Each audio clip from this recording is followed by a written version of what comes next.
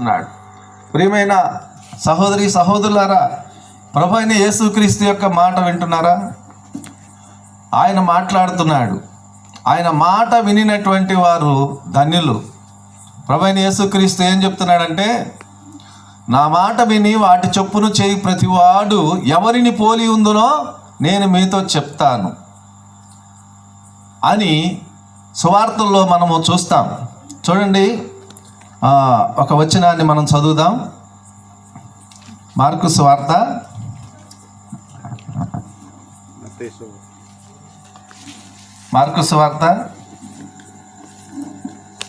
ప్రభు అయిన యేసుక్రీస్తు మనకు తెలియజేస్తున్నటువంటి మాటను మనము ఒకసారి జ్ఞాపకం చేసుకుందాం. యోహాను సువార్త చదువు. యోహాను సువార్త 5వ అధ్యాయము 25వ వచనం ఒకసారి మనం చదువుదాం.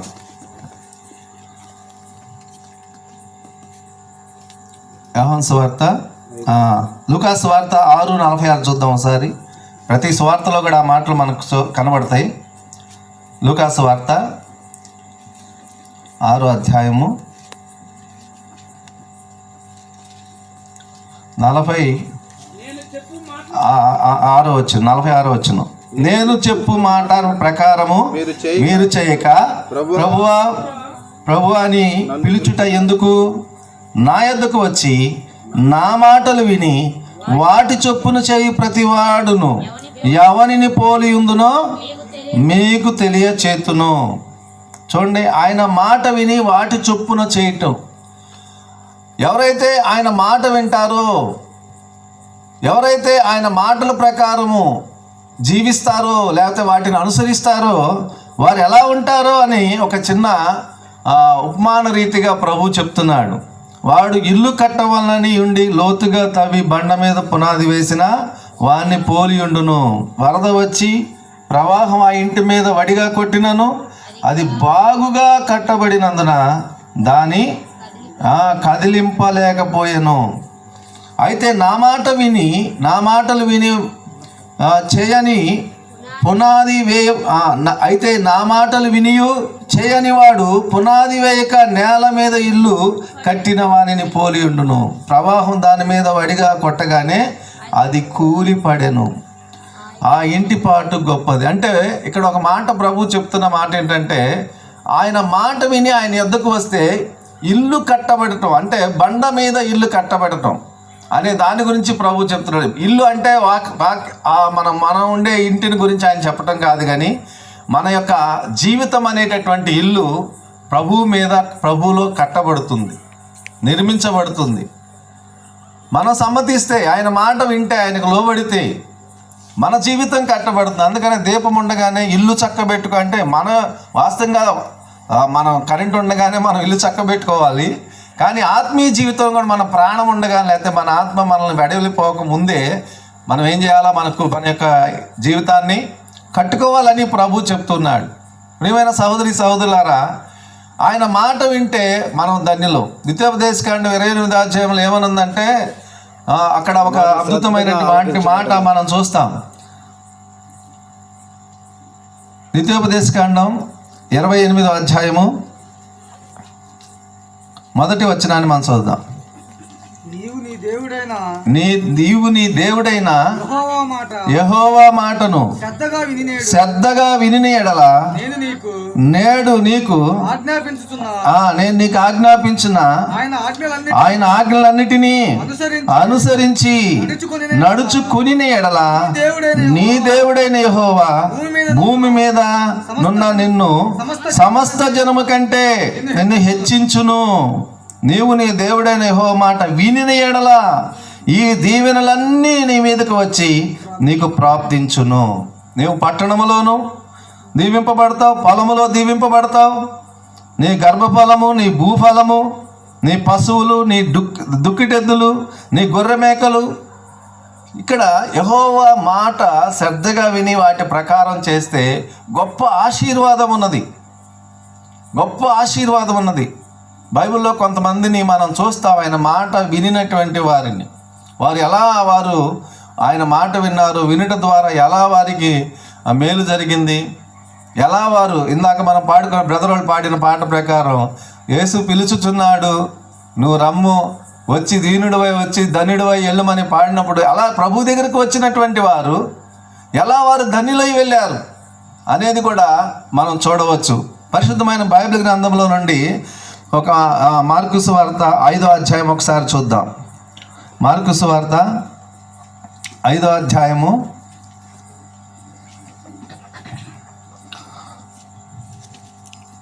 25వ వచనం మనకు తెలుసు. మనము 26 చదువుదాం. తనకు కలిగినదంతయు వ్యయం చేసుకొని ఎంత మాత్రమును ప్రయోజనము లేక మరింత సంకటపడెను. ఆమె యేసును గూర్చి విని, చాలండి, ఆమె యేసును గూర్చి విన్నది. ఎవరు చెప్పారంటారు? యేసును గూర్చి ఎవరు చెప్పుంటారు? యేసును గూర్చి తెలుసుకున్న వాళ్ళు చెప్పుకుంటారు. ఇదే సువార్త ఆమెకి. ఆమె యేసును గూర్చి వింది. ఆమె ఎన్నో 12 సంవత్సరాల నుండి భయంకరమైన రోగంతో ఆమె బాధపడుతూ ఉంది. తను కలిగిందంతా పోయింది. ఒకవేళ ఆమెలో ఉన్నటువంటి అప్పటిదాకా యేసుక్రీస్తుని గురించి వినకుండా ఏమి ఉండి ఉండదు బహుశా. ఏమండి? అప్పుడు విన్నది. అంతకుముందు ఒకవేళ చాలామంది యేసుప్రభుని అంత తేలిగ్గా యేసుప్రభుని నమ్ముకోరు. చాలాసార్లు వారిలో ఉన్నటువంటి ఆ స్వయంలో వారు గట్టిగా నిలబడి ఉంటారు. యేసుప్రభు నామను ప్రార్థన చేయరు, యేసుప్రభు యొద్దకు రారు. ఎంత నష్టపోయినా సరే, ఎంత ఘోరమైన వ్యాధి అయినా సరే, ఎటువంటి పరిస్థితిలో ఉన్నా సరే యేసు యొద్దకు రావడానికి ఇష్టపడరు. కానీ ఈమె కూడా ఒకవేళ నాకు తెలియదు, కానీ ఆమె అప్పటిదాకా ఒకవేళ పెద్దలైన పక్కన ఉన్నటువంటి తోటి సహోదరులు నీకు ఎంత జరిగినా సిగ్గురాలేదు, ఆ యేసు ప్రభు దగ్గరికి వెళ్తే నువ్వు స్వస్థపరచబడతావు కదా బహుశా. ఆయన దగ్గరికి వెళ్ళి ఒకసారి ప్రయత్నించవచ్చు కదా, ఆయన ఒకసారి దర్శించవచ్చు కదా, ఆయన దగ్గరికి వెళ్ళొచ్చు కదా, ఒకవేళ బాగుపడతావేనని ఆమెకి బహుశా చెప్పి ఉండవచ్చు. చెప్పకపోతే విని అనే మాట అక్కడ వ్రాయబడి ఉండదు. ఆమె యేసుని గూర్చి విని, నేను ఆయన వస్త్రపు చెంగు మాత్రం ముట్టినా బాగుపడతానేమో అని అనుకొని యేసు యొద్దకు వెళ్ళింది. యేసు యొద్దకు వెళ్ళింది. అప్పటిదాకా ఆమె కలిగిందంతా పోయింది. ఎంతో బాధ, ఎంతో ఖర్చు, ఎంతో బలహీనత శారీరకంగా. అయితే యేసు ప్రభు దగ్గరికి వెళ్ళి ఆయన వస్త్రపు చెంగు ముట్టి స్వస్థ స్థితురాలైంది. ఆమెను గురించి మనం చూస్తాం. ప్రియమైన సహోదరులారా, ఆయన మాట ఈ భూమి మీద ఉన్నటువంటి సమస్తం కూడా ఆయన మాట ప్రకారమే కలిగినవి. అవి ఆయన కంట్రోల్లో ఉన్నాయి, దేవుని యొక్క కంట్రోల్లో, ఆధీనంలో ఉన్నాయి. దేవుని మాట సృష్టి అంతా కూడా వింటుంది. కీర్తన గ్రంథం 19వ అధ్యాయంలో ఆకాశం తన మహిమను వివరిస్తుంది, అంతరిక్షము తన యొక్క యేసు ప్రభుని గురించి తెలియజేస్తూ ఉంది. వాటికి భాష లేదు, కానీ భూమి దిగాంతంలో వరకు వెళ్తున్నాయి. అవి ఏమంటున్నాయి అంటే, ఇదిగో మా దేవుడు మాకు ఇలాగ ఆజ్ఞాపించాడు, మా దేవుని మాట మేము వింటున్నాం, మేము ఇలాగా మాకు ఏదైతే పరిధి విధించాడో ఆ పరిధిలో మేము ఉంటున్నాం అని అవి భాష రాపోయినప్పటికీ అవి వాటి వివరిస్తూ ఉన్నాయి. పరిశుద్ధమైన బైబిల్ గ్రంథంలో మనం చూస్తే యోనా గ్రంథంలో యోనా దేవుని మాట వినలేదు. మొదటిగా వినలేదు, వినకుండా తన సొంత ప్రయాణాన్ని కట్టాడు. అయితే దేవుడు అక్కడ భయంకరమైన విపత్తును కలుగజేశాడు.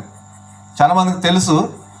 అయితే యోనా నన్ను ఎత్తి సముద్రంలో పడేస్తే తప్పితే మీకు ఈ యొక్క సముద్రం, ఈ యొక్క తుఫాన్ నుండి, ఈ యొక్క భయంకరమైన విపత్తు నుండి, ఉపద్రవం నుండి మీరు తప్పించబడరు, నా వల్ల ఇది కలిగిందని ఒప్పుకొని నన్ను ఎత్తి పడేయండి సముద్రంలో అన్నాడు. అప్పుడు సముద్రంలో పడవేసినప్పుడు ఆయన ఒక గొప్ప మత్స్యం, అంటే ఒక చేపకి, ఒక తిమింగలం అని చెప్పొచ్చు మనం, ఆజ్ఞాపించినప్పుడు అది యోనాని కింద పడేస్తున్నప్పుడు అది వచ్చి మింగేసింది. యోనా గ్రంథంలో మనం ఈ విషయాలు చూస్తాం. అంటే నేను చెప్పేది ఏంటంటే, ఆ మత్స్యం, ఆ చేప దేవుని మాట విన్నది. మింగమన్నాడు, మింగింది. అరిగించుకోకూడదు. 3 దినాల తర్వాత మళ్ళా తీసుకెళ్ళి కక్కివేసింది.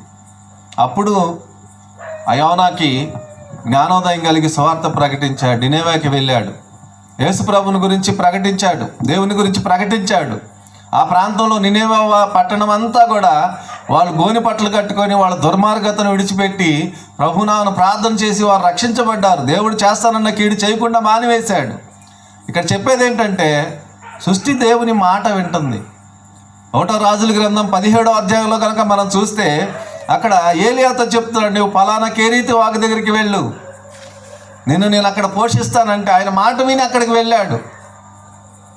కెరీతు వాగు దగ్గరికి వెళ్ళిన తర్వాత అక్కడ ముందుగానే ఏలియాకు చెప్తూ ఉన్నాడు, నేను కాకోలములను పంపిస్తాను, నీకు ఆహారం, వాటి ద్వారా నీకు ఆహారం తీసుకొస్తాను అని చెప్పినప్పుడు ఆ కాకులు కూడా ఏలియాకి ఆహారంను మోసుకొని తీసుకొని వస్తూ ఉన్నాయి. 1వ రాజుల గ్రంథం 17వ అధ్యాయంలో ఉదయము సాయంత్రం ఆయనకు కావలసినటువంటి రొట్టె మాంసాన్ని తీసుకొచ్చి కాకులు ఎవరు చెప్పారు? కాకోలమునకు ఆయన ఆజ్ఞాపించాడు. అంటే ఆయన చెప్పిన మాటలు ఆ సృష్టి వింటుంది. అయితే మానవులు నేడు ఆయన మాటలు అలక్ష్యం చేస్తూ ఉన్నారు. ఎంతోమంది దేవుని యొద్దకు రాకుండా తమ జీవితాలు అనేకమైనటువంటి వ్యసనాల్లోనూ పాపములోనూ వారి జీవితాలు ఇంకనూ కొనసాగింప చేస్తూ ఉన్నారు. ప్రభు ప్రేమిస్తూ ఉన్నాడు. ఏ ఒక్కరూ నశించిపోవటం దేవునికి ఇష్టం లేదు. మనుషులందరూ రక్షణ పొందాలని ఆయన కోరుకుంటున్నాడు. కాబట్టే పిలుస్తూ ఉన్నాడు. ఆయన యొద్దకు వస్తే మనం ధన్యులం అయిపోతాం. సోదరుడు యోహాను గారు ప్రభు అయితే ఆయన దగ్గరికి వచ్చాడు, ధన్యుడై ఉన్నాడు. ఇక్కడ కూర్చున్న మన అందరం కూడా ఒకప్పుడు మనము దేవునికి దూరస్తులంగానే ఉన్నాం. దేవుని వాక్యం మనలను దర్శించినప్పుడు, దేవుడు మనల్ని పిలిచినప్పుడు ఆయన స్వరం విని ఉండగా ఆయన యొద్దకు తీసుకొని రాబడ్డాం. ఇంకా ఎవరైనా యేసు ప్రభు నమ్మకపోతే ప్రభు పిలుస్తూ ఉన్నాడు, యేసు పిలుస్తున్నాడు. ఓ సహోదరుడు ఇలా పాడుతున్నాడు, ఏమన్నా అంటే, నిన్నేనయ్యో యేసయ్యా పిలుస్తున్నాడు, నిన్నేనయ్యో నిన్నే నమ్మో యేసయ్యా పిలుచుతున్నాడు, నిన్నే నమ్మో అండి. యేసయ్య మనల్ని అందరినీ పిలుస్తున్నాడు. మనం ఈ లోకంలో ప్రభు అయిన యేసు యొక్క పిలుపును మనము అలక్ష్యం చేయకూడదు. ఆయన మాటను అలక్ష్యం చేయకూడదు. ఆయన యొద్దకు వస్తే మనకి గొప్ప రక్షణ. ప్రియమైన సహోదరి సహోదరులారా, లూకాసు వార్త 17వ అధ్యాయంలో ఒకసారి మనం చూద్దాం. లూకాసు వార్త 17వ అధ్యాయము 11వ వచనం. ఆయన యెరూషలేమునకు ప్రయాణమైపోవచ్చు సమరయ గలిలయ మధ్య వెళ్ళుచూ ఉన్నాడు. ఆయన ఒక గ్రామములోనికి వెళ్ళుచుండగా 10 మంది కుష్ఠరోగులు ఆయనకు ఎదురుగా వచ్చి దూరమున నిలిచి, యేసు ప్రభువా మమ్ములను కరుణించుము అని కేకలు వేస్తున్నారు. ఏమండి, చాలండి. అంటే ఇంకా మనకు ఉంది. యేసు ప్రభు ఆ యెరూషలేము ప్రయాణం అయిపోతా ఎక్కడిని ఏం చేస్తున్నాడు? సమరయ గలిలయ మధ్యగా వెళ్తున్నాడు. ఆయన వెళ్తుంటే అక్కడ 10 మంది కుష్ఠరోగులు ఉన్నారు. అంటే ఇంకెక్కువ ఉన్నారేమో నాకు తెలియదు. ఈ 10 మంది కుష్ఠరోగులు మాత్రం యేసు ప్రభు అటుగా వస్తున్నాడని, బహుశా యేసుప్రభు ఆ ప్రాంతాల్లో సంచరిస్తూ ఆయన ఏం చేస్తున్నాడో ఆయన గురించినటువంటి సమాచారం వీళ్ళకి వచ్చింది. కుష్ఠరోగులు అనగానే వారు ఆ దినాల్లో సమాజం మధ్యలో ఉండటానికి లేదు. ఇప్పుడు ఉంటున్నారులేండి, మన ఇళ్లలో కూడా ఉంటా ఉన్నారు. ఎక్కడ వాళ్ళని వెలివేయటం అనేది లేదు. వాళ్ళకి మెడిసిన్స్ మందులు వచ్చినాయి, వాళ్ళని మనం అంటరాని వాళ్ళగా చూడట్లా. నాటి దినాల్లో కుష్ఠరోగులకి మనుషుల మధ్య నివసించడానికి అనుమతి లేదు. వారు కొండ ప్రాంతంలోనో లేకపోతే దూరంగా, మనుషులకు దూరంగా వారి యొక్క నివాసాలు ఉండేవి. యేసు ప్రభుని గురించి విన్నారు. యేసు ప్రభుని గురించి విని వారు దగ్గరికి రాకూడదు. మళ్ళా వాళ్ళు ఏం చేస్తున్నారు? ఇక్కడ ఆయన యొక్క గ్రామంలోనికి వెళ్ళుచుండగా 10 మంది కుష్ఠరోగులు ఆయనకు ఎదురుగా వచ్చి దూరమున నిలిచి, దూరంగా నిలిచిన వాడిని ఎలా మనం పిలవాలి? దగ్గరున్న వాళ్ళని ఎలా పిలుస్తాం? దూరంగా ఉన్న యేసు ప్రభుకి వినపడాలంటే ఏం చేయాలి? వీళ్ళు దగ్గరగా ఇందాక బెంజమిన్ బ్రదర్ జ్ఞాపకం చేశారు. యెషయా గ్రంథం 50వ అధ్యాయము 6వ వచనంలో, యెహోవా మీకు సమీపంగా ఉండగానే ఆయన మీరు వేడుకోండి, ఆయన దొరుకు కాలంలోనే మీరు ఆయన వెదకండి. ఆయన ఇప్పుడు దొరికే సమయం. ఆయన మనకి సమీపంగా ఉన్నాడు. ఆయన ఇప్పుడు ఈ కుష్ఠరోగులు ఏం చేస్తూ ఉన్నారంటే దూరమున నిలిచారు. ఒకవేళ దగ్గరికి వస్తే వాళ్ళు కొట్టి చంపేస్తారు. మనుషుల దగ్గరికి రాకూడదు. దూరమున నిలిచి 10 మంది అరే యేసుప్రభు వస్తున్నాడంట, మనం ఆయన్ని సంప్రదిద్దాం, ఆయన అడుగుదాం, మనం ఆయన ద్వారా స్వస్థత పొందవచ్చేమో అని చెప్పేసి ఆ 10 మంది కుష్ఠరోగులు వచ్చి దూరమున నిలిచి వాళ్ళు యేసు ప్రభుని పిలుస్తూ ఉన్నారు. యేసు ప్రభువా, ఇక్కడ ఈ 13వ వచనానికి యేసుకి మధ్యలో చిన్న డాష్ ఉంది. అది మనం కూడా గుర్తుపెట్టుకోవాలి. ఏమండి, ఒకవేళ నేను దూరంగా ఉంటే మన వాళ్ళు ఎవరైనా పిలవాలంటే దగ్గరుంటే మనోజ్ అంటారు. ఒకవేళ దూరం అనుకో ఓ మనోజు అని కేకేస్తారు కదా. ఎవరినైనా మనం పెద్ద దూరం ఉన్న వాళ్ళని అంతే కేకేస్తాం కదా, ఓ అని పిలుస్తాం కదండి. ఇక్కడ వీళ్ళని ఓ యేసు ప్రభువా అని కేకేస్తున్నారు 10 మంది. 10 మంది స్వరం ఇంకా ఎక్కువగా ఉంటుంది కదా. కేక వేస్తూ ఆయన్ని పిలుస్తున్నారు. ఏమంటున్నారు? మమ్మల్ని కరుణించము అని కేకలు వేశారు. ఇక్కడ వారు ప్రభువుని వెతికిన వారుగా, ఆయనను వేడుకున్న వారుగా, ఆయనను వెతికిన వారుగా, ఆయన వేడుకున్న వారుగా మనం గమనిస్తున్నాం. ఇక్కడ యేసుప్రభు ఏం చెప్పాడంటే, ఏంటి అయ్యా, మేము ఇది పరిస్థితి, మమ్మల్ని కరుణించు, మేము కుష్ఠవ్యాధితో కుటుంబానికి సంఘ సమాజానికి దూరంగా అష్టవ్యస్తంగా మా బ్రతుకులు ఉంటా ఉన్నాయి, చాలా నీచమైన పరిస్థితి. మరి ఆ దినాల్లో మెడిసిన్ కూడా లేదు కదా. ఏమంటే నాటు వైద్యాలు చేసుకుంటా వాళ్ళు కాలం వెళ్ళబూస్తూ ఉన్నారు. ఎప్పుడైతే ప్రభు అయిన యేసుక్రీస్తుని పిలిచారో, యేసునామం, సహోదరులే చాలాసార్లు పాడుతున్నారు, నాకు చాలా ఇష్టమైన పాటలు అన్నమాట. ధన్య ధన్య యేసునామము, రమ్య రమ్య ప్రభు నామం, యేసునామం శక్తిగల నామం, పాపికి పుణ్యనామం. అది అసలు ఆ పాటలో గొప్ప లైఫ్ జీవాన్ని మనం చూస్తూ ఉంటాం. పైన ఆకాశమందున కిందన్న భూలోకమందున లేదు రక్షణ ఏ నామమున. యేసు ప్రభు నామాన్ని వారు పిలుస్తూ ఉన్నారు. అక్కడ పిలిచినప్పుడు అద్భుతంగా ప్రభు వారిని కరుణించాడు. ఏం చెప్తున్నా అంటే, సరే నేను కరుణిస్తున్నాను, మీరు వెళ్ళి యాజకునికి మీ దేహాన్ని కనపరుచుకోండి అని నేను కూడా పెద్దగా చెప్పాలి కదా, మరి అంతేగా బ్రదర్. వాళ్ళు పెద్దగా కేకలు వేస్తున్నారు దూరం ఉండి, సరే మీ యాజకుని మీ దేహాన్ని కనపరుచుకోండి అంటే వాళ్ళు చక్కగా ఆయన మాట విన్నారు. ఆయన మాటకు లోబడ్డారు.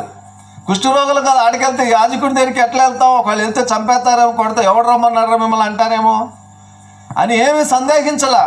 ఆయన మాట విన్నారు. బయలుదేరి యాజకుడి దగ్గరికి వెళ్తా ఉన్నారు.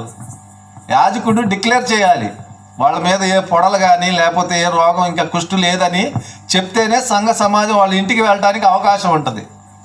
ఒకవేళ వాళ్ళ మీద ఏదన్నా చిన్న మచ్చ ఉన్నా యాజకుడు నీకు కుష్టు ఉందంటే అసలు వచ్చినందుకు ముందు పనిష్మెంట్ ఉంటుంది, చంపేస్తారేమో బహుశా.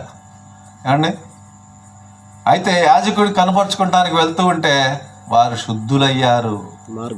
ఇలా చెప్పొచ్చేమో, వాళ్ళు ధన్యులయ్యారు. యేసుప్రభు దగ్గరికి వచ్చి యేసుప్రభుని అడిగి, మనం యేసుప్రభువా నన్ను కరుణించంటే ఎవడరను అని అండ ఆయన. ఇప్పుడు దాకా నీ ఇష్టానుసారంగా జీవించి ఇప్పుడు వచ్చి యేసుప్రభువా అంటావా? మనం యోహాను సువార్తలు చూస్తాం, ఆయన వద్దకు వచ్చేవాడిని ఆయన ఎంత మాత్రము త్రోసివేయడు. యోహాను సువార్త 6వ అధ్యాయం 37 వచ్చిన అనుకుంటా బహుశా. ఏమండి, నా వద్దకు వచ్చేవాడిని నేను ఎంత మాత్రమును బయటికి త్రోసివేయనని ప్రభు చెప్తున్నాడు. ఈ 37వ వచనంలో ఆ మాట మనం చూస్తాం. యోహాను సువార్త 6వ అధ్యాయం 37వ వచనంలో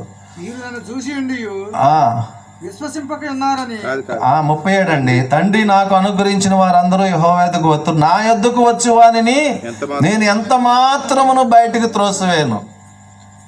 ఏమంటే ఆయన దగ్గరికి వస్తే ఆయన ఏమాత్రం త్రోసివేసేవాడు కాదు. యేసు ప్రభువా అని తన యొక్క బలహీనతల్లో లేకపోతే తమ కలిగినటువంటి శోధనల్లో, శ్రమల్లో, కష్టాల్లో, ఇబ్బందుల్లో, ఇరుకుల్లో, ఏ పరిస్థితిలో ఉన్నా సరే పాప భారం మోస్తూ పాపము నుండి విముక్తి పొందాలనుకుంటే యేసు ప్రభువే శరణ్యం. ఆయన దగ్గరికి వస్తే ఆయన చేర్చుకునేటటువంటి వాడు. కాబట్టి 10 మంది కుష్ఠరోగులు బయలుదేరి వెళ్తూ ఉన్నారు. ఇది వారికి సువార్త. యేసు గురించి విన్నారు, యేసు ప్రభు దగ్గరికి వచ్చారు, ధన్యులై వెళ్ళిపోయారు. 9 మంది నిజంగా వారు వాస్తవంగా యేసు ప్రభు దగ్గరికి తిరిగి రాలి, ఒక్కడొచ్చాడు. వచ్చి అది మనం అనుకూలంగా చూస్తూ ఉంటాం. యేసు ప్రభు దగ్గరికి వచ్చి మళ్ళా తిరిగి వచ్చి, యేసు ప్రభువా నువ్వు చెప్పినట్టుగానే నాకు స్వస్థత వచ్చింది, నీకు వందనాలయ్యా, నీకు థ్యాంక్స్ అయ్యా, కృతజ్ఞతలు అయ్యా అన్నీ చెప్పినప్పుడు వాళ్ళు కాదు 9 మంది శుద్ధులయ్యారుగా, వాళ్ళు ఎక్కడని అన్నారు. కానీ వాళ్ళు కూడా వెళ్ళి ఏం జరిగింది, ఎలా అంటే పలానా యేసు ప్రభు మాకు అని చెప్పి ఉండవచ్చు. ప్రియమైన సహోదరి సహోదరులారా, వారు ప్రభు దగ్గరికి రావటాన్ని బట్టి వారి జీవితంలో దేవుడు గొప్ప కార్యాలు జరిగించాడు. వారు శుద్ధులయ్యారు. మళ్ళా తిరిగి వారి కుటుంబంతో కూడా కలిసి వారి యొక్క జీవనాన్ని కొనసాగిస్తూ ఉన్నారు. పరిశుద్ధమైన బైబిల్ గ్రంథంలో 2వ రాజుల గ్రంథంలో ఒక వ్యక్తిని మనం చూస్తాం. 5వ అధ్యాయం 10వ వచనములో ఆయన పేరు నయమాన్. ఆయనకు కూడా కుష్టు ఉంది, కుష్ఠవ్యాధి కలిగిన వాడు. ఆ యెరూషలేములో నుండి చెరపట్టబడినటువంటి ఒక చిన్నదాన్ని తీసుకొచ్చి వారి ఇంట్లో పనికి పెట్టుకున్నాడు. అనేక యుద్ధాల్లో జయం పొందుతూ ఉన్నాడు. ఆయన ఒక సైన్యానికి అధిపతిగా ఉన్నాడు.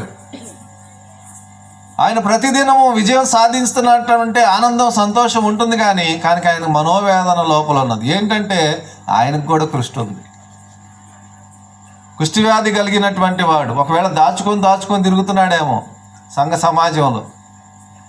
మనోవేదన అన్నమాట. బయటికి చేస్తే ఇక్కడ ఉండడానికి వీల్లేదు. ఏమండి, తన భార్యకి తనకు మాత్రమే తెలిసి ఉండవచ్చేమో బహుశా. ఎంత దిగులు పడతా ఉన్నాడు. చాలామంది చెప్పుకోలేనటువంటి పరిస్థితులు ఎన్నో ఉంటాయి.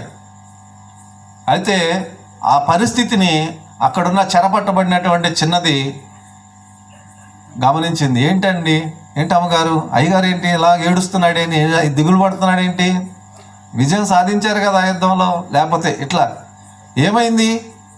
అమ్మ, ఆయనకి ఇది పరిస్థితి. చిన్న పాప కాబట్టి బహుశా పంచుకొని ఉండొచ్చు, ఎందుకంటే వారి ఇంట్లో సేవ చేస్తూ ఉంది. అయితే ఈ చిన్నది చెప్తుంది, మా దేశంలో ఒక ప్రవక్త ఉన్నాడు, నా యజమానుడు అక్కడికి వెళ్ళినట్లయితే బాగుపడును అమ్మగారు అని ఒక సువార్త చెప్తా ఉంది. వెంటనే ఏమండి ఆ అమ్మాయి ఎలా చెప్తుంది, వాళ్ళ దేశంలో ఒక ప్రవక్త ఉన్నాడంట, ఒక సేవకుడు ఉన్నాడంట, అక్కడికి వెళ్తే నీ రోగం తగ్గిపోయిద్దంట, ఒక్కసారి వెళ్ళి చూడండి అని ఆ అమ్మాయి దగ్గర నుండి ఆమె దగ్గర నుండి ఆయనకి సువార్త వెళ్తూ ఉంది. సరే, మొత్తానికి ఆయన ఒక విధంగా గొప్ప ఆనందాన్ని సంతోషాన్ని ఆయన కలిగి బయలుదేరాడు. ఆయన ప్రయాణం అయిపోయి ఆ దేశంలో ఉన్నటువంటి యెరూషలేములో ఉన్న రాజుకి వర్తమానం పంపించాడు. ఏమనంటే, నేను ఈ దేశానికి వస్తున్నాను, నా కలిగినటువంటి వ్యాధిని నేను పోగొట్టుకుంటానికంటే ఆ రాజు ఎంతో భయపడతా ఉన్నాడు. ఏమంటాడంటే, ఏంటి నాతో యుద్ధానికి ఏమన్నా సిద్ధమవుతున్నాడా, నాతో యజ్ఞానపరుస్తున్నాడా, ఎగతాళిగా మాట్లాడుతున్నాడా అని చెప్పినప్పుడు ఎలీషా అనే దైవజనుడు రాజు చెప్తున్నాడు, ఏంది మన దేశంలో ప్రవక్త అనేవాడు లేడు అనుకుంటున్నావా నువ్వు అని చెప్పేసి. ప్రియమైన సహోదరి సహోదరులారా, ఆ మాట చెప్పినప్పుడు ఆ నయమాను అక్కడికి వచ్చాడు, ఎలీషా దగ్గరికి వచ్చాడు.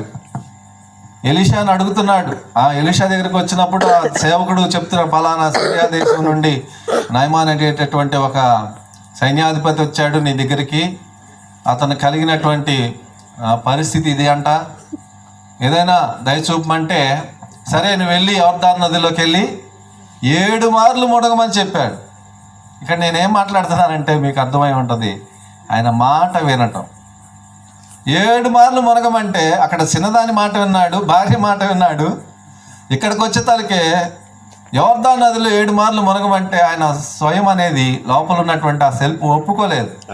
ఏంటి మా దేశంలో ఏం నదులు లేవనుకుంటున్నారా, నేను ఇంత దూరం నుంచి ఇంత ప్రయాసంతో ఆఫరింగ్స్ కూడా తీసుకొస్తే కనీసం వచ్చి ప్రార్థన చేయకుండా, చేయాడించకుండా, ఏంటి అంత కేర్లెస్ ఏంటి అని చెప్పేసి చిన్న పుచ్చుకొని బయలుదేరి వెళ్తా ఉన్నాడు. మళ్ళా బయలుదేరి వెళ్తుంటే ఆయనకి ఇంకొక గాడిద, నాలాంటి గాడిద చెప్పాల్సి వచ్చింది. నేను డ్రైవర్ని, ఆయన డ్రైవర్ని. ఆయన కూడా రథం నడిపేవాడేమో. ఏందండి అయ్య గారు, ఏం చెప్పాడు ఆయన? ఏమైనా గుడి కట్టించమన్నాడా, బడి కట్టించమన్నాడా? ఒకవేళ అలా చేయమంటే చేయలేవా? ఏం చెప్పాడా నేను అంత బాధపడుతున్నావు?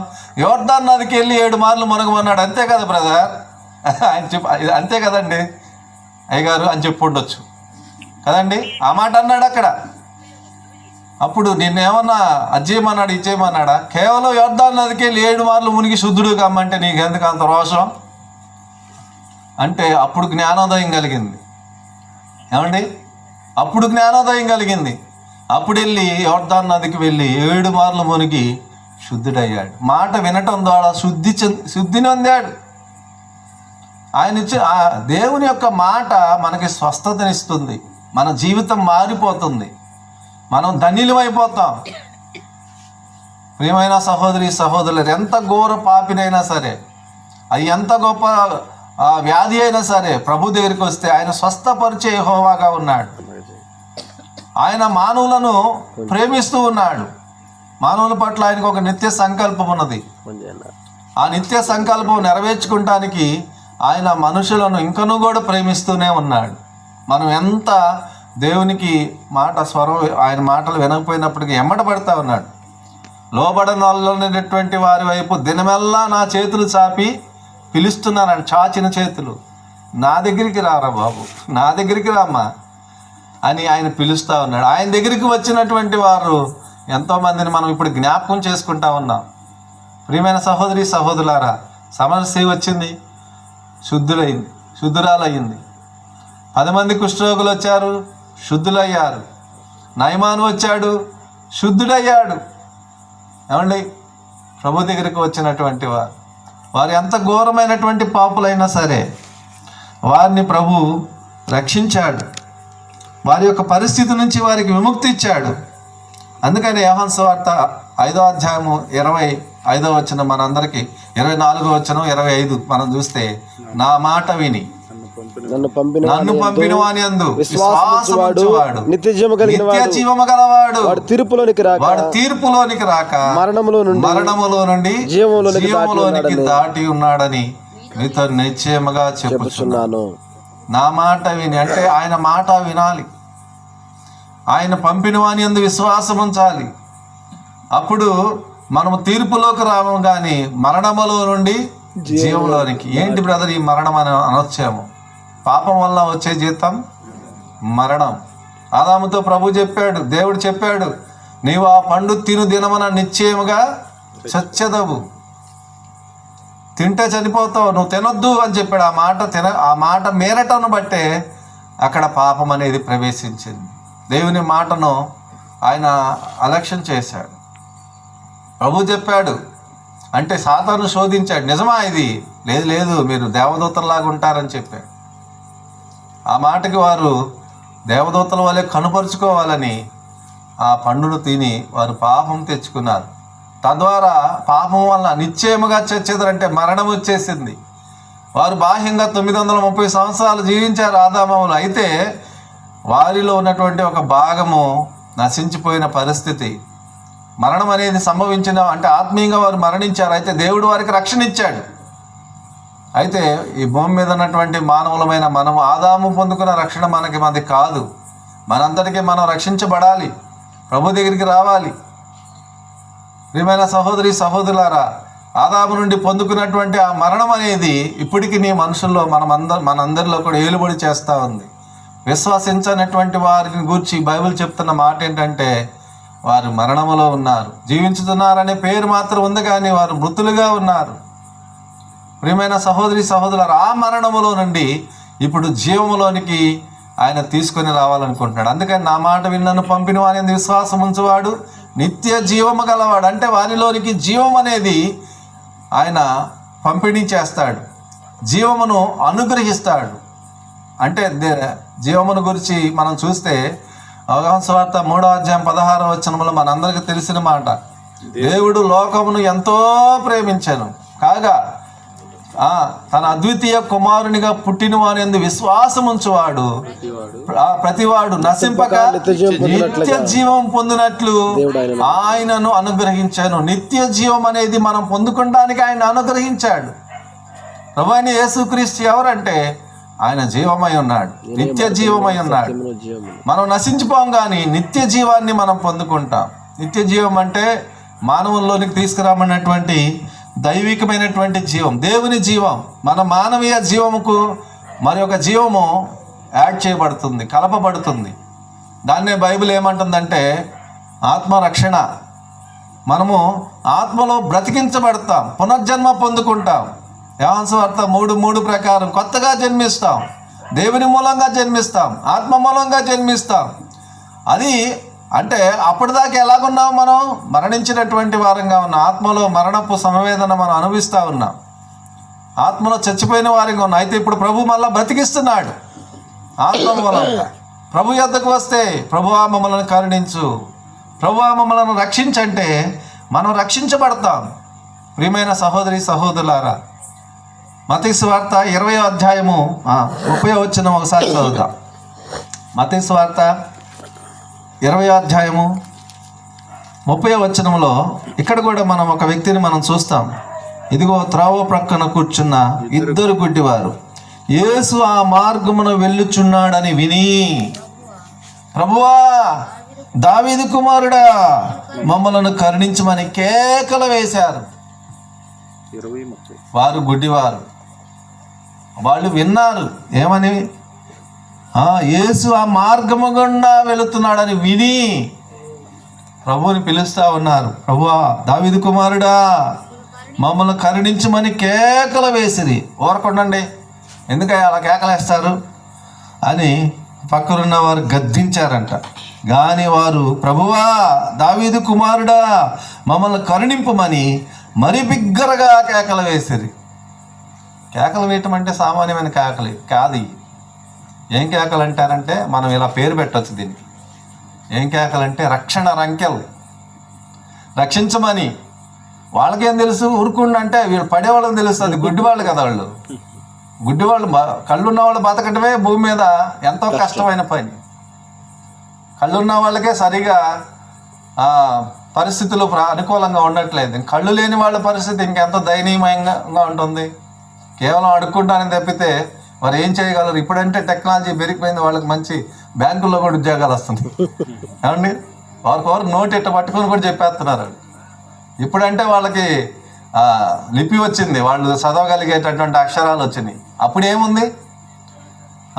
కేకలు వేస్తుంటే దావీదు కుమారుడా మమ్మల్ని గుడ్డడా అరమ్మకరా అన్నప్పటికీ వాళ్ళు మరి ఎక్కువగా కేకలు వేస్తున్నారు. యేసు ప్రభువా దావీదు కుమారుడా మమ్మల్ని కరుణించు అని కేకలు వేస్తున్నప్పుడు యేసు ప్రభు నిలిచి వారిని పిలిచి, నేను మీకేం చేయగోరుతున్నాను అని వారిని అడిగ, ప్రభువా మాకు కనులు తెరవమని వారు చెప్తూ ఉన్నారు. యేసు కనికరపడి వారి కనులను ముట్టాను. వెంటనే వారు దృష్టిని పొందారు. ఆయన వెంట వెళ్ళారు. చూడండి, ఆయన దగ్గరకు వచ్చిన వాళ్ళు చాలామంది వచ్చారు. మనకి అంతా చెప్పుకుంటా కొంటుకుంటా వచ్చారు, గెంతుకుంటా వెళ్ళారు. శృంగారం అనే దేవాలయంలో పేతురు యోహానుల లాగా వెళ్తా ఉంటే పుట్టుకుంటే వాడంట అలా చూస్తున్నాడు. వీళ్ళు బాగా దగ్గర ఏమైనా దొరుకుతాయని. మా దగ్గర ఏమి లేవయ్యా, మాకు కలిగిందే మీకు ఇస్తున్నాం, ఇంకా ఏముందో అని అనుకున్నారు. యేసునామమున వాళ్ళని నడవమని చెప్పినప్పుడు లెగమని చెప్పిన వాళ్ళు లేచి నడుచుకుంటా గంతులు వేసుకుంటా ఆ దేవాలయంలో తిరుగుతూ ఉన్నారు. ప్రియమైన సహోదరి సహోదరులారా, గుడ్డిగా వచ్చి తౌడుకుంటూ వచ్చినటువంటి వారు తేరి చూస్తూ ఆనందంగా సంతోషంగా వెళ్ళారు. ఏడుస్తూ వచ్చిన వాళ్ళు ఆనందంతో వెళ్ళారు. ప్రియమైన సహోదరి సహోదరులారా, ఆయన మాట సృష్టి అంతా వింటుంది. కాకులు విన్నాయి, మత్స్యం విన్నది, సూర్యచంద్ర నక్షత్రాలు, అంతరిక్షం, ఆకాశం సమస్తం కూడా వింటా ఉన్నాయి. కానీ మానవుడు దేవుని మాట అంటే ఎంతో పెడచెవును పెడతా ఉన్నాడు. అందుకనే సమ్మతించి నా మాట వినిన ఎడల మీరు బ్రతుకుదురు, భూమి యొక్క మంచి పదార్థములను భుజించుదురు, సమ్మతించకపోతే నిత్యముగా ఖడ్గం పాలవుతారని యెహోవా ఈ మాట సెలవిస్తున్నాడు. ప్రియమైన సహోదరి సహోదరులారా, ఈ మైక్ శబ్దం ద్వారా వింటున్నటువంటి వారులారా, ప్రభు మిమ్మల్ని పిలుస్తున్నాడు. ఆయన మీ కొరకు చేయవలసినటువంటి గొప్ప రక్షణ కార్యాన్ని ఆయన సిద్ధం చేసి పెట్టాడు. ఇంతవరకు ఒకవేళ రక్షణ పొందలేదేమో, ఇంతవరకు యేసు ప్రభు దగ్గరికి రాలేదేమో, యేసు ప్రభు దగ్గర ఎక్కడున్నాడు బ్రదర్, ఎక్కడికి వెళ్ళాలి అని మీరు ప్రశ్నించవచ్చు. ఎక్కడికి వెళ్ళని అవసరం లేదు. యేసు ప్రభు నందు విశ్వాసం ఉంచితే, యేసు ప్రభుని నామమును ఒప్పుకుంటే, యేసు ప్రభువా నేను పాపిని ప్రభువా నన్ను క్షమించు, నన్ను రక్షించు అని చిన్న ప్రార్థన మీరున్న స్థలములో ప్రార్థన చేస్తే మీకు రక్షణ పొందుతారు. యేసు ప్రభు అందుకొరకే వెయిట్ చేస్తున్నాడు, ఎదురు చూస్తున్నాడు. సహోదరి సహోదరులారా, ఆయన ఎప్పుడో వచ్చేవాడు. కాలం సంపూర్ణమైపోయినది. దేవుని రాకడనేది సమీపంగా ఉన్నది. వాస్తవంగా ఇంకా మనము జీవించడానికి దినాలు కాదు, అనేకమైన దినాలు, అంత్య దినాలు, అపాయకరమైన దినాల్లో మనం ఉంటా ఉన్నాం. ఆయన రాకడను గురించిన అనేక సూచనలు మనం చూస్తున్నాం. ప్రభు త్వరగా వస్తున్నాడు. ఆయన భూమి మీద ఆయన చనిపోయి సమాధి చేయబడి తిరిగి లేచిన తర్వాత ఆత్మగా, జీవమునిచ్చే ఆత్మగా, యోహాను సువార్త 1 కొరింథీ పత్రిక 15:45 వచ్చిన ప్రకారం కడపటి ఆదాముగా జీవింపచేయు ఆత్మగా ఆయన ఉన్నాడు. ఆయన ఆరోహణుడై సింహాసన ఆసీనుడై ఉన్నాడు. ఆయన నేడు మన మధ్య ఉన్నాడు, మనతో ఉన్నాడు. విశ్వసిస్తే, యేసు ప్రభు కొరకు మన హృదయం తెరవబడితే ఆయన మనలోనికి వస్తాడు. ప్రకటన గ్రంథం 3:20 ఇదిగో నేను తలుపు యొద్ద నుండి తట్టుచున్నాను, ఎవడైనా నా స్వరం విని, అంటే నా మాట విని తలుపు తీస్తే ఏమన్నాడు ఆయన, నేను వానిలోనికి వస్తాను, అతనితో నేను నాతో కూడా అతడు భోజనం చేసేదమని ప్రభు చెప్తున్నాడు. ప్రభు పిలుపును మీరు వింటున్నారా? ప్రభు స్వరం వింటున్నారా? ఆయన స్వరము వింటే మన హృదయం అనే తలుపు తెరవబడాలి. ప్రభువును మనం ఆహ్వానించుకోవాలి. యేసు ప్రభువా నీవు నాకు కావాలి, నేను నిన్ను కోరుకుంటున్నాను. యేసు ప్రభువా నాలోనికి రమ్ము, నన్ను నీ జీవంతో నింపుము అని మనం ప్రార్థన చేస్తే నిశ్చయముగా ఆత్మస్వరూపిగా ఉన్నటువంటి ప్రభు మనలోనికి వస్తాడు. 1 కొరింథీ 6:17 ప్రభుతో కలుసుకొని వాడు ఆయనతో ఏకాత్మై ఉన్నాడని బైబిల్ చెప్తుంది. మన ఆత్మలోనికి దేవుని ఆత్మగా ఉన్నటువంటి ఆయన, కడపటి ఆదాముగా, జీవింపచేయు ఆత్మగా, జీవమునిచ్చే ఆత్మగా ఉన్నటువంటి ఆయన మన ఆత్మలోనికి ప్రవేశిస్తాడు. అప్పుడు మన హృదయంలో మనకి ఎంతో సంతోషము, సమాధానము, నెమ్మది, విశ్రాంతిని మనం పొందుకుంటాం, అనుభవిస్తాం. మన ఆత్మలో మనం రక్షింపబడిన వారంగా ఉంటాం. ఆ రక్షణ మనకి అది సూక్ష్మంలో జరిగేది. వాస్తవంగా అయితే అది వితిన్ సెకండ్లోనే. మనం ఎప్పుడైతే చిన్న ఆ పేరు అనేది ప్రస్తావిస్తామో, యేసు ప్రభువా అని మనం ప్రభునామాన్ని స్టార్ట్ చేస్తామో, పిలిచి ప్రార్థన చేస్తామో, మన రక్షణ పొందుతాం. రోమపత్రిక 10:13 ప్రభువు నామమున ప్రార్థన చేయవాడెవడో వారు ఏం చేయబడతారు? రక్షించబడతారు. ప్రభువు నామమున ప్రార్థన చేయవాడెవడో వాడు రక్షించబడని బైబిల్ చెప్తుంది. యేసు ప్రభు అని మన నోటితో ఒప్పుకొని దేవుడు ఆయన మృతుల్లో నుండి లేపినని మన హృదయమందు విశ్వసిస్తే మనం రక్షణ పొందుతాం. కాబట్టి ఇంత గొప్ప రక్షణ ఇంతకాలం మీ మధ్యగా ప్రకటించబడతానే ఉంది. సువార్త ప్రకటించబడతానుంది. సువార్తను మీరు వినని వారేమి కాదు. అయితే ఏ పరిస్థితుల వలన మీరు ఎలా బంధించబడ్డారో, ప్రియమైన సహోదరి సహోదరులారా, పరిశుద్ధమైన బైబిల్ గ్రంథంలో ఇంత గొప్ప రక్షణ అని హెబ్రీ పత్రిక 2:3-4 మనం చూస్తాం. ఇంత గొప్ప రక్షణ నిర్లక్ష్యం చేస్తే ఎలా తప్పించుకుంటాం ఉగ్రత నుండి అని వ్రాయబడింది. గొప్పది ఈ రక్షణ. నోవాహు దినాల్లో ఈ రక్షణ వాళ్ళకి ఎరగలేదు. నోవాహు వాడ సిద్ధం చేసి ప్రకటిస్తూ ఉన్నాడు, జలప్రళయం వస్తుందంట, దేవుడు చెప్పాడు, అందుకని వాడ కడుతున్నానని 120 సంవత్సరాలు ఆయన ప్రకటించినప్పటికీ వాళ్ళు ఆ రక్షణ సువార్తను నిర్లక్ష్యం చేశారు. వాళ్ళు ఆ నోవాహు చెప్పిన మాటలను ఎగతాళి చేసి ఉండొచ్చు. బహుశా నడువుల్లో కడుతున్నాడు ఏంది వాడ అని, ఎడ సముద్రం దగ్గర నది దగ్గర కట్టుకోకుండా ఇక్కడ కడుతున్నాడు ఏందని చెప్పొచ్చు. లేదు ఒక వర్షం వస్తుందంట, దేవుడు ఇలా చెప్పాడు అలా చెప్పాడని వాళ్ళతో చెప్తుంటే అలక్ష్యం చేశారు. ఒకనొక దినాన వర్షం మొదలైంది. రోజు వెంబడి రోజు ప్రచండమైన వానలు. వాళ్ళు నిజంగా ఒకవేళ మోకాళ్ళ లోతు, నడువుల లోతు, పేకల లోతు వస్తే ఆ డాబాలు ఎక్కి కొండలు ఎక్కి ఉండవచ్చు. కానీ దేవుని యొక్క వాక్కు ఆయన చెప్పింది నెరవేరింది. ఆ దినాల్లో అనేక మంది ఆ రక్షణ పొందుకోలేకపోయారు, జల సమాధి అయిపోయారు. ప్రియమైన సహోదరి సహోదరులారా, మనిషి కుమారుని యొక్క దినాల్లో కూడా అలా ఉంటుందని లూకాసు వార్తలో మనం చూస్తాం. ఆయన రాకడ దినాల్లో, లోతు దినాల్లో ఉన్నట్లుగా, నోవాహు దినాల్లో ఉన్నట్లుగా జరుగుతుంది. యేసు ప్రభువుని నమ్ముకోండి అంటే మా అమ్మాయికి పెళ్లి సంబంధం చూడండి అంటున్నారు. యేసు ప్రభువుని నమ్ముకోండి అంటే మా ఇంటికి ప్లాన్ అయ్యింది అంటున్నారు. యేసు ప్రభువుని నమ్ముకోమంటే అమ్మటం, కొనటం, వ్యాపారం జరుగుతూ ఉంది భయంకరంగా. ఏమండి, పెళ్లికి ఇచ్చుకుంటాకు, పెళ్లి చేసుకుంటాకు, నారు నాటుటకు, ఏమండి అమ్ముటకు, కొనుటకు బయలుదేరుతూ ఉన్నారు ప్రజలు. రక్షణను పక్కన పెట్టేస్తున్నారు. ఇది అంత ఇంపార్టెంట్ కాదు. చాలామంది రక్షణ పొందటానికి అనేకమైన సాకులు ఎదుగుతూ ఉన్నారు. యేసు ప్రభుని సొంత రక్షకునిగా అంగీకరించుకోమంటే వారు మాకు ఫలానా అలవాట్లు ఉన్నాయి, లేకపోతే మేము ఫలానా ఇప్పుడు కాదు ఎంతోమంది అవనస్తులు స్వార్థ ప్రకటించేటప్పుడు వాళ్ళ యొక్క అనుభవాలు చెప్తూ ఉంటారు. ఇప్పుడు కాదని. సహోదరి సహోదరు, బైబిల్ ఏమి ఇప్పుడే అంటుంది. ఇదే మిక్కిలి అనుకూలమైన సమయం, నేడే రక్షణ దినం. 2 కొరింథీ నేను ముగించేస్తాను. 2 కొరింథీ పత్రిక 6వ అధ్యాయము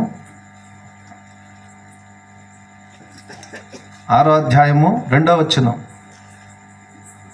అనుకూల సమయమందు నీ మొర ఆలకించితిని, రక్షణ దినమందు నిన్ను ఆదుకొంటిని అని ఆయన చెప్పుచున్నాడు. సహోదరుడా సహోదరి, ఆయన చెప్పుచున్నాడు కదా.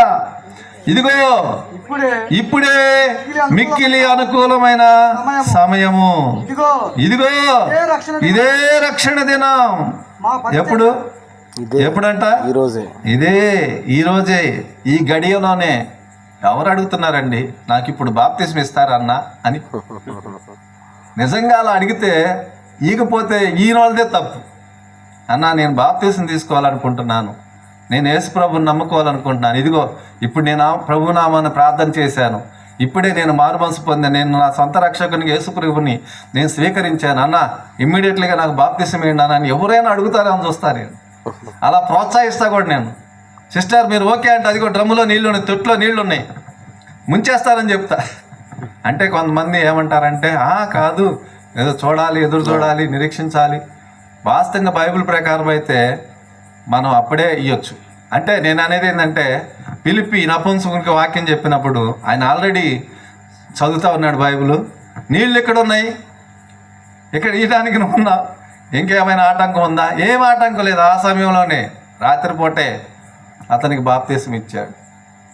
ప్రియమైన అంత వేగిరపడాలని నేను చెప్తున్నాను, అంతగా సిద్ధపడాలి. ఒకవేళ ఈ రాత్రి ప్రభు వస్తే నమ్మావు, ఈ వాక్యమైంది విన్నావు, మారు మనసు పొందావు, నువ్వు బాప్తిస్మ కూడా తీసుకున్నావు, ఈ రాత్రి ప్రభు వస్తే, లేకపోతే మన మరణం వస్తే ఎక్కడుంటాం? మనం దేవునితో కూడా ఉంటాం. మనం దేవుని యొక్క గొప్ప రక్షణ ఆనందాన్ని అనుభవిస్తాం. ఒకవేళ యేసు ప్రభువుని నమ్మకపోతే ఏమండి, ఒకవేళ ప్రభు ఈ రాత్రి వస్తే ఏం చేయబడతాం? విడవబడతాం. పరిశుద్ధమైన బైబిల్ గ్రంథం చెప్తుంది, నమ్మి బాప్తిస్మ పొందిన వారు రక్షించబడతారు, నమ్మని వారికి శిక్ష విధింపబడుతుంది. ఎందుకు నమ్మలేదని. కాబట్టి అటు శిక్షను మనం శిక్షకు పాత్రులం కాకుండా ఉండుట కొరకే మనకి ఏర్పాటు చేయబడినటువంటి స్వార్థ కూడికలు. సోదరులు అంబేద్కర్ కానీ, సోదరు సత్యం కానీ ఈ ప్రాంతంలో సిరిపురంలో పరిచయం చేస్తా. వారు ఈ ప్రాంతాన్ని ఎంచుకొని మేము ఎక్కడికి వెళ్ళినా సరే, స్వార్థ ప్రకటించినా సరే, ఇదే దాని యొక్క లక్ష్యం. స్వార్థ ప్రకటించడానికి లక్ష్యం ఏంటంటే ఏ ఒక్కరు నశించిపోకూడదు, ఒక్కళ్ళైనా రక్షణ పొందాలనేటటువంటి దృక్పథం. ఒక్కళ్ళైనా దేవుణ్ణి స్వీకరిస్తారేమో. కాబట్టి ప్రియమైన సహోదరి సహోదరులారా, ఇక సమయం లేదు కనుక మనము దేవుని వాక్యాన్ని వింటున్నటువంటి మనం దేవుని మనం అయ్యా మేమేం చేయాలి? అక్కడ అపోస్తల కార్యం 16వ అధ్యాయంలో ఒక చెరసాల నాయకుడు మేమేం చేయాలి ఇప్పుడు? ప్రభువైన యేసుక్రీస్తునందు మీరు విశ్వాసం ఉంచండి అని వారు ప్రకటించారు. విశ్వాసం ఉంచితే మీరు మీ ఇంటి వారు రక్షించబడతారు. అవును, వారు విశ్వాసం ఉంచారు, తనతో పాటు తన ఇంటి వారు కూడా రక్షణ పొందుకున్నారు. కాబట్టి ప్రియమైన సహోదరి సహోదరులారా, మీరెవరైనా ఒకవేళ ఇంకనూ రక్షణ పొందకపోతే దేవుని యొక్క ప్రభు పిలుస్తూ ఉన్నాడు. ఇదిగో ప్రభు ఇలాగ సెలవిస్తున్నాడు. ఆయన చెప్తున్నాడు, అనుకూల సమయమందు నీ మొర ఆలకించి రక్షణ దినమందు నిన్ను ఆదుకొంటిని అని ఆయన చెప్పుతున్నాడు. ఇదిగో ఇప్పుడే మిక్కిలి అనుకూలమైన సమయం ఇదే, టైం ఇదే. మరియు ఇదిగో ఇదే రక్షణ దినం, రోజు కూడా ఇదే. రేపు నీది కాదు, రేపటి వారం కాదు, మనం నేటి వారమే. రేపేమి సంభవించినో మనకు తెలియదు. ఓ సహోదరి మేడం గయాను అని ఒక ఆమె ఉంది. ఆమె ఇట్లాగే మీటింగ్ అయిపోయిన తర్వాత ఆమె నిరీక్షణ ఎలా ఉంటుందో తెలుసండి. ఒకవేళ ఇదిగో ఈ రోడ్డు చివరికి అట్లా తిరిగేటప్పటికి ప్రభు వస్తాడేమో అని ఎదురు చూసేదంట. ఆమెను గురించి సాక్ష్యం విన్నప్పుడు ఆ చివరికి వెళ్ళి ఇట్లా తిరగగానే ప్రభు వస్తాడు. అయ్యో ప్రభువా, నువ్వు ఇంకా రాలేదా, నీ కొరకు ఇంకా ఎదురు చూడాలా అన్నంత నిరీక్షణ ఉంటుందండి. మనం దినం వెంబడి దినం ఒకవేళ పడుకొని, ఈరోజు పడుకొని రేపు పొద్దున్న ప్రభువా నువ్వు ఇంకా రాలేదా, నీ కొరకు నేను ఎదురు చూస్తున్నాను. ఆయన కొరకు మనం ఎదురు చూసే వారంగా ఉండాలి. ప్రభువుని మనం, ఆయన ఇదిగో నేను త్వరగా వస్తున్నానని చెప్తున్నాడు, మనం ఏం చేయాలి? అప్పుడేనా ప్రభువా, ఇంకా పిల్లలకు పెళ్ళిళ్ళు కూడా కాలేదు ప్రభువా, ఇంకా నేను చాలా సరి చేసుకోవాల్సి ఉంది ప్రభువా, ఇదిగో నేను త్వరగా వస్తాను ప్రభువా, కొద్దిగా టైం ఈ ప్రభు అన్నట్టుగా మనం ఆయన రాకుండా ఆలస్యం చేస్తున్నాం. ఆయన ఇదిగో నేను త్వరగా వస్తున్నాను, ఇదిగో అంటే అక్కడ మన పేరుంది, మనోజ్ ఇదిగో నేను త్వరగా వస్తున్నాను, యేసు ప్రభువా రమ్ము. ఆయన రాకడను మనం అపేక్షిస్తూ ఉండాలా, కోరుకోవాలంటే మనం సిద్ధంగా ఉండాలి. సిద్ధంగా లేకపోతే అనుకోని గడియలో ప్రభు వస్తాడు. కాబట్టి ఒకవేళ మనం సిద్ధంగా ఉండకపోతే మనం ఈ లోకంలోనే విడవబడుతుంటాం. కాబట్టి ప్రియమైన సహోదరి సహోదరులారా, ప్రభు మాటను బట్టి మనం ప్రభు యొద్దకు వద్దాం. ప్రభు నిజంగా అందరి పట్ల ఆయన గొప్ప హృదయ వాంఛను కలిగి ఉన్నాడు. ఆయన నిత్య ప్రణాళికను నెరవేర్చుకొని కోరుతున్నాడు. కాబట్టి యేసు ప్రభుని మన సొంత రక్షకునిగా అంగీకరించినట్లుగా మనము ప్రార్థన చేద్దాం. దయచేసి తలలు వంచండి, కళ్ళు మూసుకోనండి.